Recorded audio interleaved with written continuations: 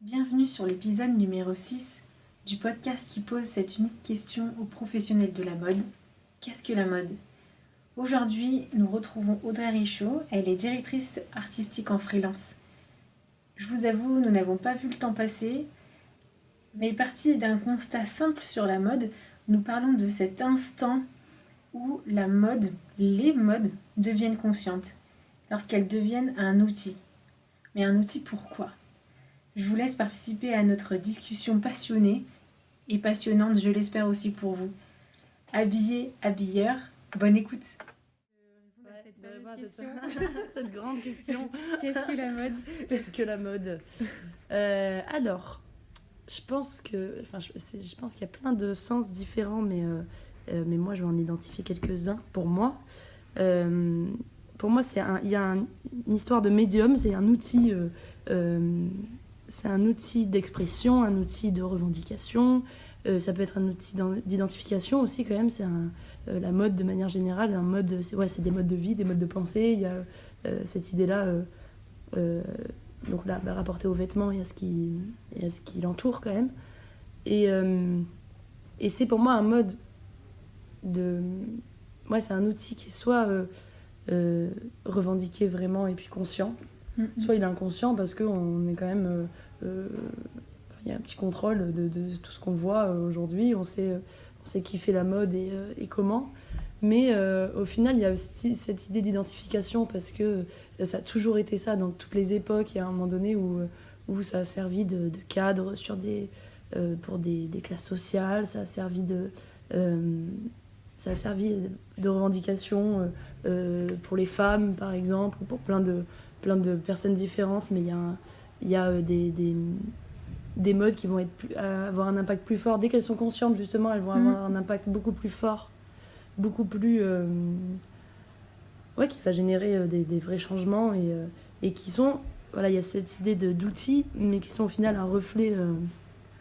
un reflet total des problèmes ou des enjeux de la société. Et moi, c'est cette partie-là que je trouve hyper intéressante, le moment où on voit les deux se faire. Enfin, on voit les deux miroirs face à face et qu'on voit le lien qui vient de se créer ou qui est en train de se créer. Et je trouve que c'est cet instant T là qui est intéressant parce qu'on se rend compte qu'inconsciemment, certaines personnes vont, par un outil, par un vêtement, par un mode, mais je parle avec le double sens, vont revendiquer quelque chose ou vont être un reflet de la société, qui vont le faire, elles, inconsciemment. Et je pense que tout le rôle du créateur, il est de choper ce petit instant-là et de le révéler et de le faire qu'ils se rendent conscients. Ou même en amont, de réfléchir à des comportements. Oui, parce qu'il y a des comportements dans la vie de tous les jours qui laissent penser qu'il y a quelque chose qui va évoluer. Qui va évoluer sur la nourriture, qui va évoluer sur la manière de consommer, sur plein de choses, mais donc forcément qui va évoluer sur la mode, et sur la manière de s'habiller, sur la manière de consommer la mode, sur son esthétique, sur les silhouettes, sur plein de choses. Et moi, c'est la passerelle qui doit être faite, qui est hyper intéressante parce que... et je la trouve aussi intéressante et dans la mode vestimentaire, mais aussi dans toutes les... l'alimentaire, je trouve qu'il y a des choses dingues aussi qui peuvent se passer.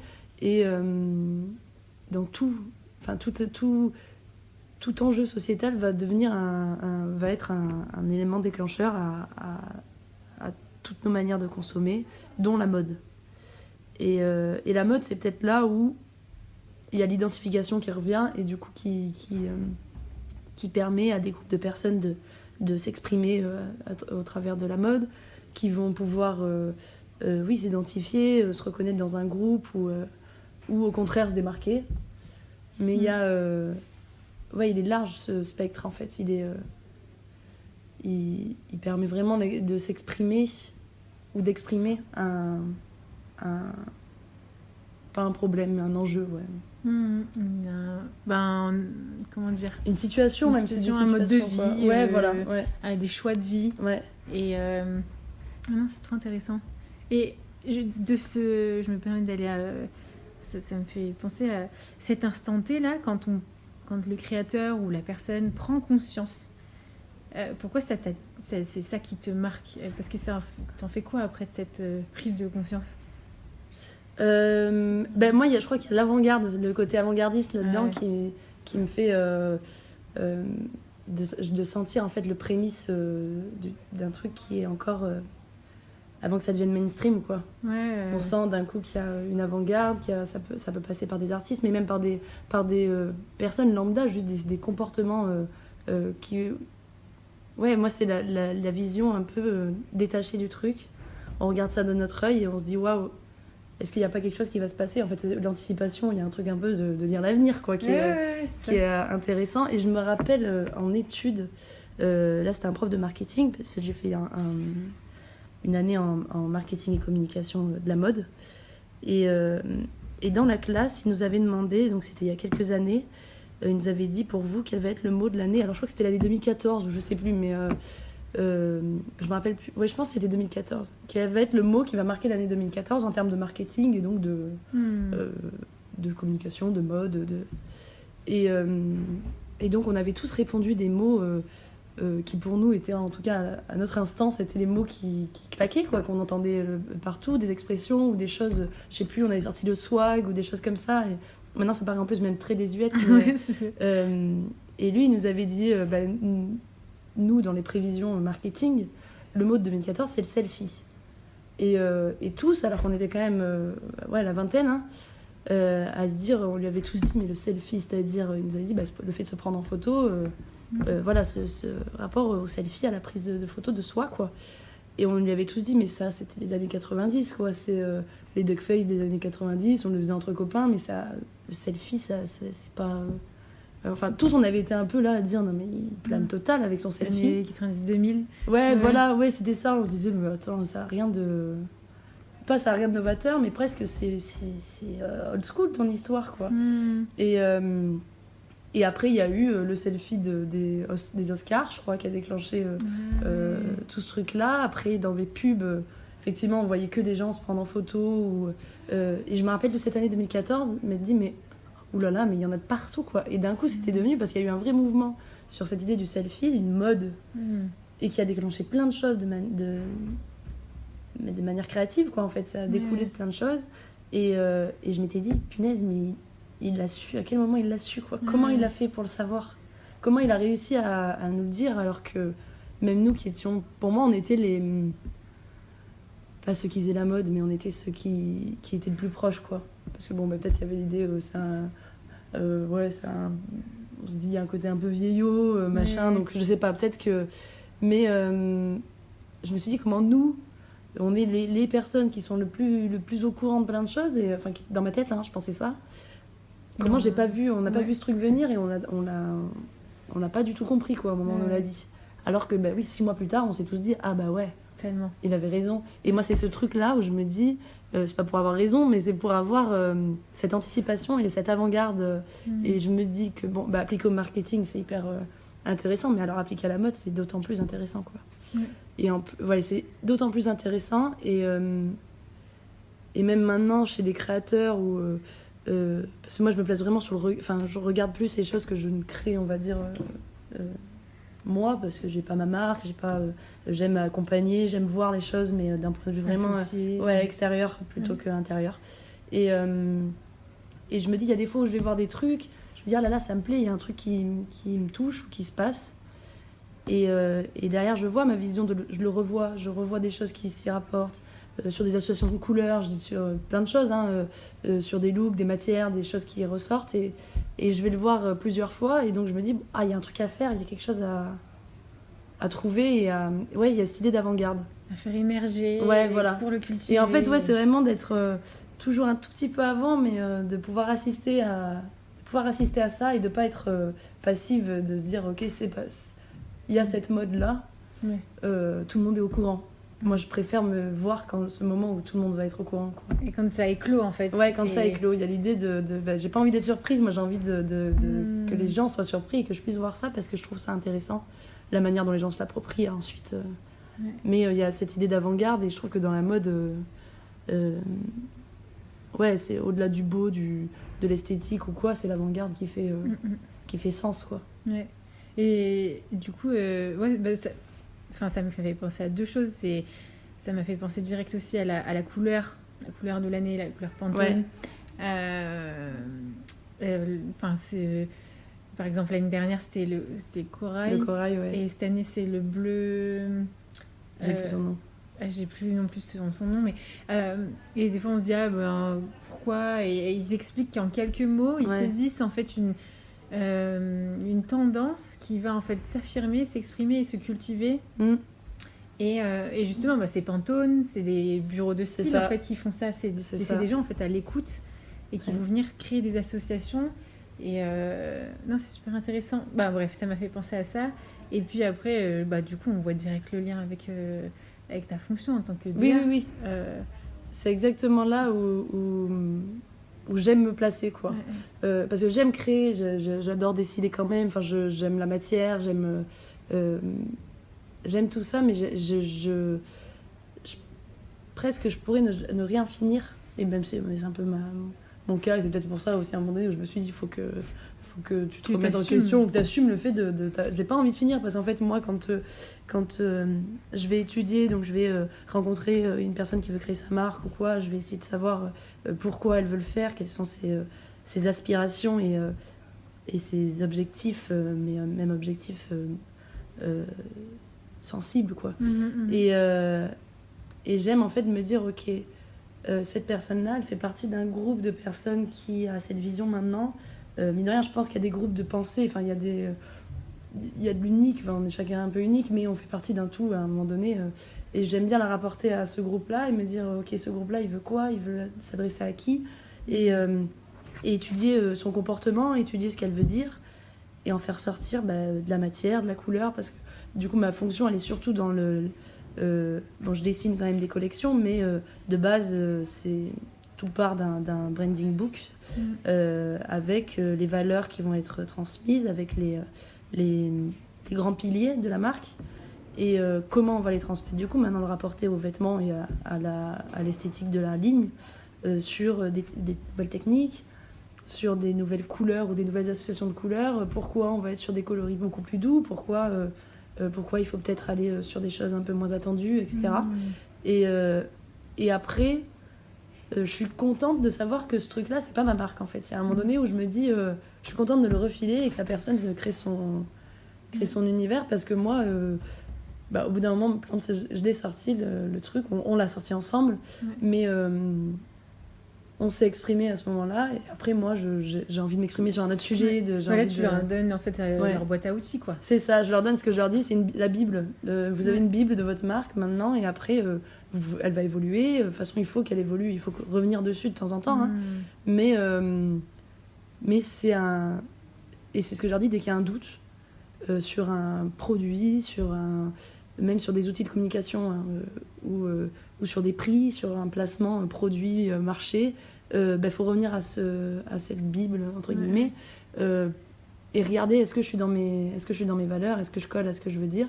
Et si à un moment donné ça colle plus, c'est qu'il faut le revoir, quoi. Faut le faire évoluer, mais toujours avoir ces piliers, parce que c'est ce qui fait qu'aujourd'hui les marques, elles sont fortes de sens, quoi. Enfin, il faut avoir un sens, il faut que les personnes à qui on va vendre, elles s'identifient aussi, qu'elles puissent être portées par une histoire, par des valeurs. Enfin, la notion de valeur, elle est surtout que je suis spécialisée sur les marques éthiques, donc éthique ou responsable ou engagée, je comprends tout le... Donc il faut forcément, les valeurs, elles sont d'autant plus fortes, mais il faut aussi que la finalité, elle soit réussie, qu'on ne soit pas que sur du discours, mais que la finalité plaise, quoi. Qui est vraiment en fait un lien entre le message, les mots, les propos, la pensée, l'ADN de la marque, et en fait sa traduction dans les matières, dans les couleurs, dans les textures, et que c'est pas juste raisonner, c'est juste conscient, c'est juste une traduction. Et parfois et du coup, d'où aussi cette importance de garder en fait cette Bible, comme tu dis, évolutive, puisque aujourd'hui socialement, sociologiquement, cette couleur, elle a plutôt cette connotation, mais on sait que ça évolue. Et que demain, elle peut changer. Rien que le jaune, aujourd'hui. En tout cas, en France, le jaune et le jaune fluo, il a pris une nouvelle connotation avec les mouvements sociaux qu'il y a eu ces derniers mois. Mais rien que ça, c'est un exemple bête et peut-être un peu premier degré, mais que moi je trouve, qui est très hyper fort. Voilà, je me dis, il y a un moment donné où on a eu un gilet jaune qui a été qui a été l'outil et qui est un outil de revendication, d'identification, d'appartenance. Il y a un truc, c'est quand même c'est un symbole. On parle d'un gilet jaune, donc là, en matière de mode, on se dit quand même, oui, il y a un truc, c'est pas pour rien que ça a été choisi, et c'est pas pour rien que ça va influencer en tout cas les certaines années à venir, ou en tout cas que ça va, dans la tête des gens, forcément, ça va changer, enfin, il y a des visions qui changent. Nos visions, elles sont amenées à évoluer tout le temps, parce qu'on va avoir des messages, parce que même l'habitude, la redondance d'un message fait qu'au bout d'un moment, on l'intègre. Ouais, mais moi toute cette analyse de savoir pourquoi il y a quelques années on se disait moi je me rappelle avoir eu des conversations dans des bureaux de style hein, où on me disait que vraiment moi je suis une fan de Bob. Les Bobs, ça a toujours été une petite passion chez moi. Et il y a longtemps je me disais mais j'ai trop envie de faire une marque de Bob, je trouve ça trop cool, etc. Et j'avais déjà eu des conversations où on me disait mais quand même le Bob voilà, on me disait un peu que c'est quand même 30 ans, ça va jamais revenir, comme la banane, comme les TN, quoi. Moi, aujourd'hui, on voit les élèves qu'on a, ils sont tous en bob, en banane, TN, quoi. C'est ça. Mais, et moi, c'est ça qui me plaît. Ce moment-là, je vois... pour moi, on est en train de vivre la fin du streetwear comme on le connaît, et il y a une espèce de surdosage maintenant du streetwear qui fait qu'il fait plus sens non plus. Et justement, voilà, à partir du moment où on se retrouve plus là-dedans, ces valeurs, elles se retrouvent plus. Le streetwear, ça a été pareil, un outil de revendication. Ça a été un moyen de un peu dire fuck à certaines classes qui avaient le monopole sur plein de choses, voilà. Et ça a été l'émergence de plein de créateurs qui sont pas des créateurs venus d'en haut, quoi, voilà, qui viennent d'en bas. Et aujourd'hui, il fait plus sens parce que le streetwear, on le retrouve dans des collections hyper luxe depuis plusieurs années déjà. Et il fait plus sens. Pour moi, il a plus le même sens que quand il a émergé. Bon, il a émergé il y a très longtemps, mais quand il a réémergé, on va dire, ces dernières années, ça fait plus sens. Et je me dis, donc, il y a une génération là qui va arriver qui veut pas de ce streetwear, qui, eux, en plus, ont presque toujours vécu avec, quoi. Donc, qui représente... il représente plus aujourd'hui, mais il il a plus les valeurs qu'il portait avant. Donc, le message est brouillé. Ouais. Donc, il va forcément avoir un nouveau message et un nouveau... Ouais, des nouvelles choses qui vont émerger. Et c'est là, voilà, cet instant que je trouve assez fabuleux, où on se dit, ok, il va falloir trouver quel est ce nouveau message, de quelle manière ça va s'exprimer. Et là, il faut garder les yeux grands ouverts et regarder tout ce qui se passe, quoi. Mais c'est hyper intriguant parce que c'est pas seulement juste l'ouverture sur le ressenti actuel. Et donc, qu'est-ce que ça émerge comme atmosphère, comme sensation, comme besoin. Donc on n'est pas seulement dans le futur, parce que tu fais aussi des associations avec le passé. Ouais. Parce que pourquoi le bob, aujourd'hui, maintenant ça s'est réimposé, mais pourquoi il y a, je sais pas, c'est quand, il y a 5-6 ans peut-être, que tu ressentais que tu avais envie de... Ouais, c'était il y a 6 ans, ouais. Ouais, et bah justement... Pourquoi à ce moment-là Pourquoi à ce moment-là? Parce que tu étais dans l'avant-garde, mais tu ressentais qu'il y avait quelque chose qui... Ouais. Et du coup, tu es aussi dans le passé, c'est-à-dire que c'était les années 90, le bob. C'est ça, aller chercher le nouveau beau. En fait, les bobs, pour nous, c'était dégueulasse. Oui, pour tout le monde, ça a toujours été dégueulasse. Et pourquoi, là, il y a 5-6 ans, pourquoi t'as voulu le ressortir? Oui, pourquoi cette... Parce qu'en fait, on est dans le questionnement, mais qu'est-ce que le beau? Et aujourd'hui, le streetwear est devenu ce nouveau beau, alors qu'en fait avant, c'est exactement pas du tout, pareil. On avait à la même période on avait reçu un trendbook de chez Nelly Rodi qui s'appelait, je m'en rappelle, Les Cités d'Or, et je me rappelle c'était un PDF, c'était pas un trendbook entier mais c'était juste un PDF d'actu là-dessus, avec une image de couverture de La Haine, du film La Haine, et je suis un peu fanatique de ce film, et du coup en discutant dans le bureau on m'avait dit t'as vu le nouveau PDF et tout ça, regarde. Et c'était Les Cités d'Or. Et donc tout le PDF expliquait que le look racaille, et c'était clairement les mots qui étaient employés, le look de cité, le look de racaille et le look, le bob typiquement, oui, moi j'ai plein de potes aujourd'hui qui me disent mais le bob en fait à part les dealers je vois pas qui les porte quoi.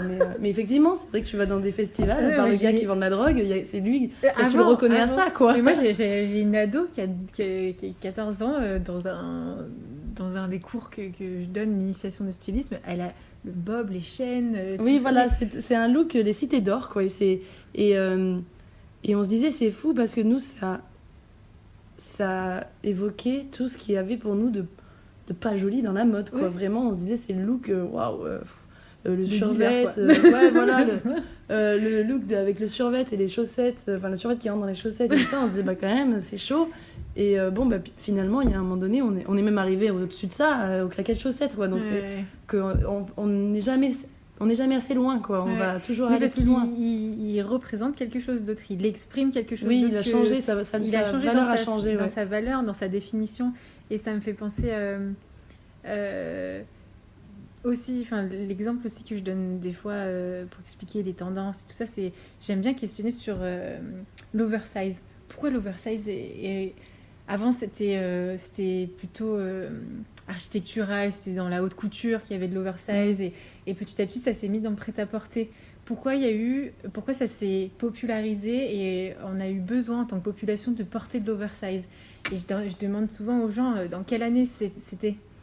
Et ils font pas l'association sociologique des années des plus gros actes de terrorisme, des premiers actes terroristes qui a touché, on va dire, pas le monde entier, mais des grands pays, on va dire, occidentaux.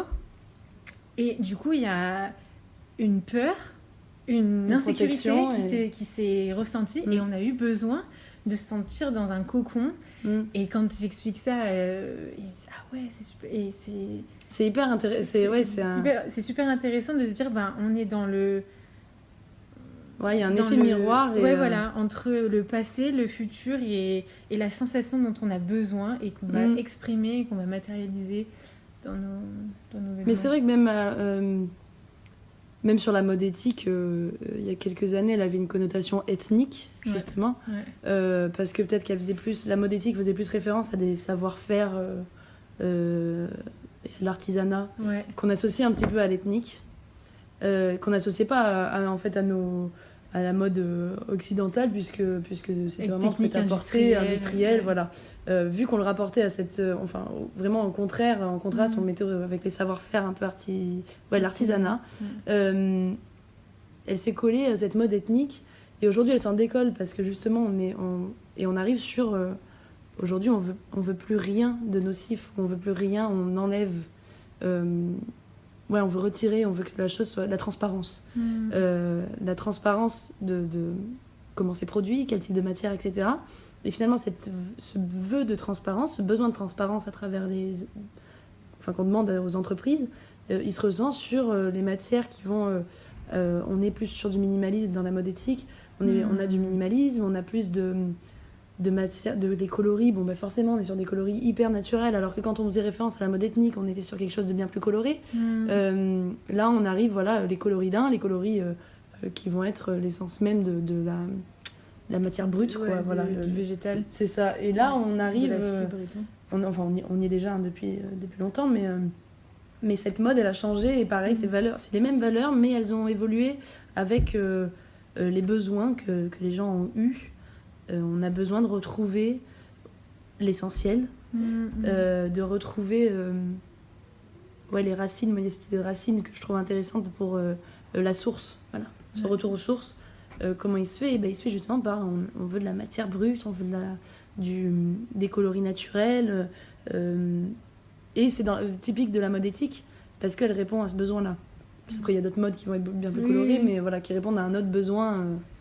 Peut-être plus bling mais c'est toujours un reflet d'un besoin ou comme tu dis le besoin de confort, le besoin de se cacher, d'un besoin de sensation, on a besoin de matérialiser la sensation, de la vivre avec son vêtement ou avec son mode de vie, avec l'alimentation, comme tu disais, l'alimentation, ça exprime beaucoup. Je trouve que c'est assez typique, Après, le vêtement, ce qui est hyper intriguant, c'est que c'est notre seconde peau, donc c'est ce qui va exprimer. Enfin, c'est souvent un des premiers éléments qui est impacté par ce choix de mode de vie, d'hygiène de vie.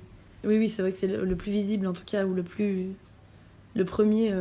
Mais même pour nous, les créatrices ou les créateurs, enfin je veux dire les profils créateurs. Moi, il y a ce truc de depuis, et c'est encore plus vrai depuis que je travaille pour différentes marques, où moi, mon style personnel, je le vois, se neutralise, devient de plus en plus neutre, parce qu'il y a un besoin d'être neutre, parce que faut s'adapter au style de chaque créateur, faut s'adapter à ses besoins, on porte différents projets qui vont avoir différentes identités, donc voilà, pour pas brouiller justement ces identités, moi, il y a un besoin de me neutraliser, et le noir, le blanc, le gris et le beige. Voilà. Le beige, c'est la couleur la plus dingue que je porte, quoi.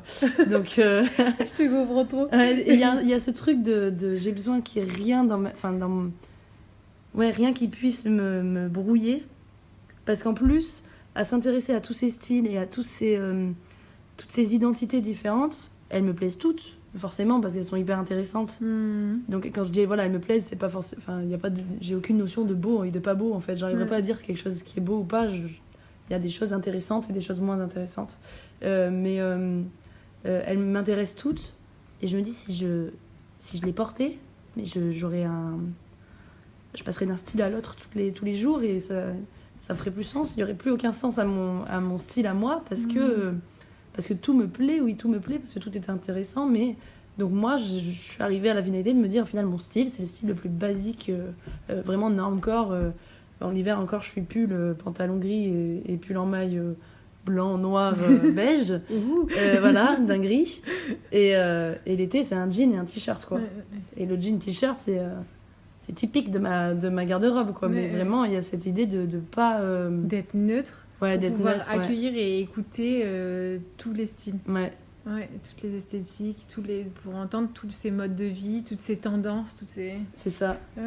Ouais, et pas se les brouiller, pas savoir si est-ce que je l'écoute parce que je l'aime bien la tendance ou est-ce que... Pour pas imposer ton univers à toi, en fait. C'est ça. Ouais. Trop intéressant. Puis ça permet de garder un peu de distance, quoi, finalement, avec tout ça. Ouais, c'est vrai. Voilà. Super riche. Du coup, qu'est-ce que la mode Mais donc il y a les tendances. Et l'idée de la tendance, pour moi, c'est le prémisse parce qu'on peut créer à partir de tout. Hein. Tout est vendable, tout est portable, tout est... comme on dit, il n'y a pas de beau ou de pas beau parce que il y a un jour où on portera des choses qu'on trouvait vraiment hideuses il y a quelques années, mais parce qu'on évolue et parce que dans le temps, on est voué à évoluer. Mais donc pour moi il y a l'idée de la tendance qui est... Parce que la connotation change, les connotations évoluent. Et il y a... bon là ça sera encore un autre débat, mais je trouve que cette idée de sens, et c'est justement, j'étais allée voir une conférence de Aurélien Barraud sur l'écologie, mais qui parle, et qui avait donné un exemple mode, donc ça m'avait peut-être un peu plus marqué, qui donne les piliers pour les leviers, les leviers pour sauver la planète simplement. Et donc il y a plein de leviers différents, il en donne 12 il me semble, et il y en a un qui est le levier sémantique, où il explique que on peut faire changer, à partir du moment où on change dans notre tête une manière de voir les choses, ça peut aider pour l'écologie parce que voilà, on change, la connotation change. Et donc ça peut être un levier d'action derrière, parce qu'on a réussi à changer cette connotation. Et il avait donné l'exemple de la fourrure, qui disait avant la fourrure c'était connoté richesse, je sais pas, avant richesse, il y avait quelque chose de chic là-dedans, quelque chose de très rare, voilà, de très beau et de très luxe. Et donc tout le monde le voulait pour arriver à ce côté luxe. Et il y a un moment donné où ça a basculé, ça a été connoté plus vulgaire, et justement il y a quelque chose de plus trash parce qu'on s'est rendu compte quand même que c'était de l'animal et que c'était peut-être pas la vraie fourrure, c'était peut-être pas essentiel, quoi. Et il y a eu un moment donné où ça a été connoté mauvais, et donc les comportements ont changé. Et même dans le haut de gamme et la haute couture, ça a changé parce qu'il y a des marques qui ont arrêté la vraie fourrure dans leur collection, parce qu'il y a une connotation. c'est seulement pour une connotation qu'on a réussi à faire changer tout un processus, toute une habitude, quoi. Quelque chose qui était ancré comme ça. Et donc voilà, là il expliquait que le fait de pouvoir faire évoluer une idée sa connotation pouvait vraiment être un levier d'action, même si on n'a pas l'impression, mais que ça pouvait vraiment être un levier d'action. Et dans la mode, de manière générale, c'est ça, c'est ce qu'on fait H24, quoi. On va faire changer une idée prérequise d'un style, c'est pour telle personne, on va le faire changer, évoluer, et d'un coup, ce style-là, il se retrouve... il est plus connoté pareil, quoi. Là, j'ai vu une image de Céline Dion en Balenciaga, sur un shooting de Balenciaga, donc c'est presque risible maintenant, parce que ça arrive peut-être un peu tard en plus, mais on se dit, mais qu'est-ce que fait Céline Dion dans cette tenue qui est quand même vraiment... Bon, c'est une tenue streetwear, mais un streetwear, donc maintenant je trouve qu'il est tellement poussé à son paroxysme qu'on arrive à un stade où il est plus efficace. On est revenu aux toutes prémices du streetwear qui du coup il est plus porteur de sens, et en plus associé sur Céline Dion, là on se dit vraiment, en fait on sent que le message il a été perdu à un moment donné et que quand c'est Virgil Abloh qui l'amène, il y a un sens. Quand c'est Céline Dion qui le porte, il est moins, quoi. Et pour moi, il y a un moment donné où on est arrivé trop loin, un peu trop... pour moi, là, on est arrivé trop loin. Je me dis, bon, est-ce que c'est pas le moment de rupture où... Il faut passer à autre chose. Où, voilà, va falloir passer à autre chose et on arrive à un truc qui a plus d'identité, quoi. On l'a essoufflé. On l'a clairement essoufflé. Je pense que ça y est. Je pense qu'on peut revenir à autre chose. Trop intéressant. J'aimerais bien te demander, du coup, toi, ce que tu ressens après, mais bon, là, ce serait une autre conversation, mais pour la suite. Mais là, j'ai vidé pas mal de choses, là. Là, c'était super riche. Merci beaucoup. Avec plaisir.